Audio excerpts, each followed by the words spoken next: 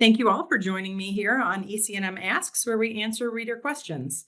I'm Jennifer Daneshgari, Vice President of Financial Services and Operations with MCA Incorporated. Our office is in Grand Blanc, Michigan, but we work across the country, focusing on making productivity visible to everyone. We work through the entire construction supply chain to bring the most productive projects. Thank you for having us, and I'll be talking about increasing labor productivity through better material management. So the first question we're often asked is, why is material management a big deal? Isn't it our job to order and receive the material we need? And that's a great question. There's a lot involved in material management. While it does include things like ordering, whether it's your call to inside sales, you do it, your project team does it, you order to the prefab shop or from the prefab shop, you do it online, you use a material request form. It's important to recognize, think about how often you're doing it, daily or weekly. In addition to ordering, it's the receiving, like you said. Is it at the job site? Is it at your warehouse? Is it in the office? But other things that people forget to think about, it's material management includes waiting for someone to answer your call or for the delivery truck to come, unloading. I mean, think about how many people it takes to unload your truck and what happens if you have to pull your crew off to do this. Often you get a big delivery, you've got to sort it. It includes sorting. So there might be things mixed in boxes or individual boxes needing to be opened up to confirm everything's there. And then, okay, it's dropped off, but how does it get to where you need it to be on the job site? Or do you have to store it in a remote location and move it a lot? You have your spot where you're storing things, but you have to maybe get it to your laydown area or move that around when the job progresses. That's all also material management. Now, it also includes returns, and MCA Incorporated's research shows that the main reason for returns is typically over ordering, and that is often caused by having to find or move the material on the job site. Also includes delivery mistakes. Nobody's perfect.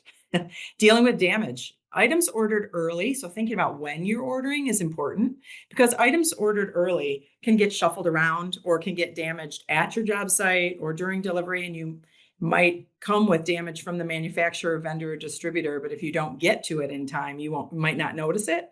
And then it might be a real late scramble to deal with those damages.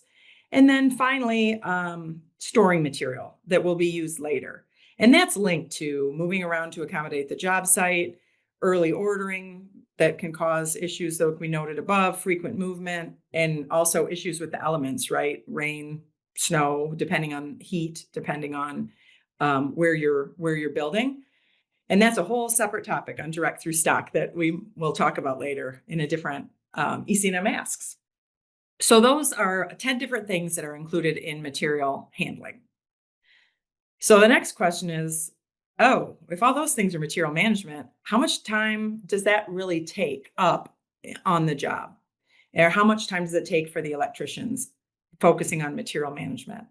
And that is another great question. We've been gathering data on job sites for years, starting with, but continuing from research we did for Electri International 20 years ago, believe it or not. So material management, those 10 things that I just spoke about, can be up to 40% of an electrician's time on the job site. And, it's important to note with all those 10 things, people and companies love to quote our research on that for their benefit. So you got to remember, it's not just ordering and receiving material. That's a very small part of it. So don't fall for easy ordering sites that make you think it's going to be a huge savings. It's about what you do with that material when you get it, what you do with it, how you move it around on the job site, not just the quick click to get what you need on order. If 40% of the electrician's time is spent on material handling, the question we have received is, well, why don't I just use a lesser paid or lesser skilled person to help us? I'll just put somebody on the job to move material. Is this a good idea? We get asked this a lot, and segmenting the work to use the different pay scales or different skill sets, that is useful and can reduce cost. But remember, you want to focus on getting the most skilled people doing what they're the best at, and that's installing, right? Building the job. So while you can save money on the 40% of time, it's really about getting your most skilled people to be installing as much as possible. So you want to look at the time, but reduce the work and hours spent on material management. So the key, both employees or all employees touching the material will work hard all day long. They'll work their full day, they'll work hard, but you won't get more revenue. You won't get farther towards the percent installed with using lesser skilled. You need to focus on the higher paid skilled electrician doing that. So, say I've got the right people doing the right work. How often should we get asked a lot, how often should we get material deliveries or order materials? What's the right planning window for material management? And MCA's research shows that about 3 days worth of material on the job site is the right amount. If you're getting daily deliveries, it can actually slow you down, stopping your crew to unload, move material around, check boxes. It's a constant disruption from unloading, sorting, checking, and staging. And we do recognize that job sites and job progress is a constantly changing reality in the construction industry. And we also know through years of data collection on obstacles in the field through our short interval scheduling software, no matter how hard we try, we can't do everything we plan for the day, not for the whole job, not even really a week or two in advance. So our research is you can schedule today and plan for 2 days out, and it's the same with the material because the job site is flexible and ever changing. So if you have too little material, a simple redirection can starve your labor and reduce productivity. You might not have what you need.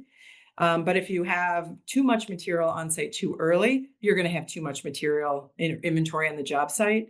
That means you have to move it, count it, monitor it. Some, like we spoke before, repairing or replace it. So the answer is really 3 days. And 3 days is about as far ahead as the job conditions are predictable.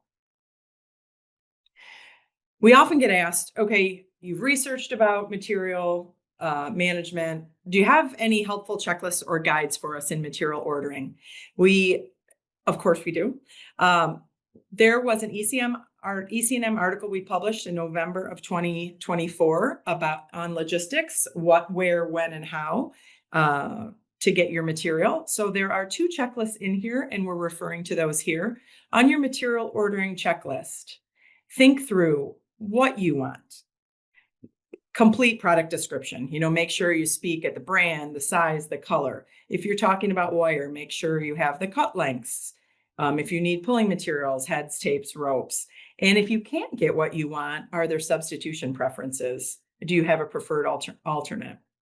So think about what you want. We just talked about that. Talk about when you want it. It's pretty common to say, I need it ASAP. I need it the same day. But I'd also think about from the whole supply chain, do you really need it that quickly? And I know you need to be able to predict when you need it, but make sure when you really need it. And is it the next day? Are you expecting a 7 a.m. default time? Or could you do mid-morning? Could you do afternoon? The key is about planning. So think about how you want it. Like I talked, sometimes things are mixed in a box. Sometimes they're all in individual boxes. Do you want it to come all together? Or do you want it to come to you as soon as it becomes available? Do you want to pick it up? Do you want it shipped to you? Some sites you can't ship to, some you can. Do you want it delivered by your vendor? And we already talked about specific packaging. And so where you want it, like we talked before, do you want things stored at the vendor facility if it's very large orders and equipment? Do you want it delivered to your job site or your shop? And then it's really important with both large and small job sites, how can that truck get into where it needs to go? Where can it park? Where can it unload? Are there any restrictions? Is there even a dock there? Do you need to bring equipment to offload the truck? So in some cases, you can even get it delivered right to the specific floor, area, and location of installation. So the material ordering checklist will hopefully help you think through those topics. And then in addition, how do you want your material? I mean, think about wire, lighting, also miscellaneous material. There's a lot more than I need this part here in this feet. Do you want it on wire? Do you want it on reels? Do you want it small or large, parallel? Are you going to put it on pallets? Are there wheels on the pallets? Is it loose? Is it coiled? Just think through how large these things are, how they're going to be delivered. If you're getting lighting, do you want it on fixture cards? Do you want whips included? And some of these, how do you want your material checklists that we're showing here can hopefully help you. We went through, do we have checklists available? Showed a few of those, talked about what material management really includes, talk about that it is 40% of the time. So how can we reduce it? And recognizing it's really about making the plan. we can discuss getting things faster, moving things around, reducing movement, but making that plan and working with the supply chain to have the right people doing what they do best is really the magic of how to reduce your electrician's material management on a job site, putting the work where it best belongs. So refer back a little bit. We talked about aligning skill and tasks. Electricians don't want to spend their days moving material. It is part of the job, they'll do it, but they want to be doing electrical work. So everyone feels most productive doing what they do best. So getting people working on the tasks where they can excel best and what they're trained for is really the key.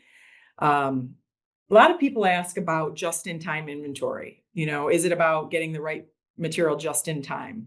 And it was a big craze. So those principles and concepts are still with us. We just need to make sure we expand and provide more cost-effective and more productive ways of supporting material management.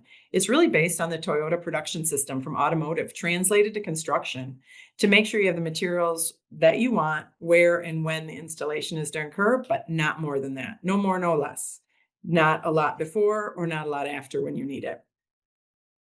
Last question here. We're asked a lot about, does what's called prefabrication, or we'd say externalizing work, does that impact material management? And the answer is yes, it can. You can use kitted prefab solutions, so everything shows up exactly when and how you need it, ready to install with no extra steps. Going back to the planning and building a work breakdown structure to know exactly what you have to do on site versus what can be done externally is key. You can work with a partner to provide that procurement assistance to make sure materials are ordered, like we said, lighting, take it out of the boxes, get it onto carts, get it delivered to you. And thinking about externalizing work, we do have a handbook or manual if people are interested. It helps be safer, more reliable, more predictable. It's in a controlled environment, and it's really a good buffer for labor allocation. You can do things parallel instead of in series on the job site. It's not the same people. You can have multiple people working in parallel, which can really help reduce project duration, which is another thing we focus on through scheduling. And that lets you get more work, to be honest, which increases revenue and hopefully profits. So, talking about material management, it was just a little snippet here. These are topics we love researching, talking about, sharing information, including creating software to manage the work environment, including procurement. So please feel free to reach out at any time. You can find me at jennifer@mca.net. And we look forward to hearing your feedback. Thank you.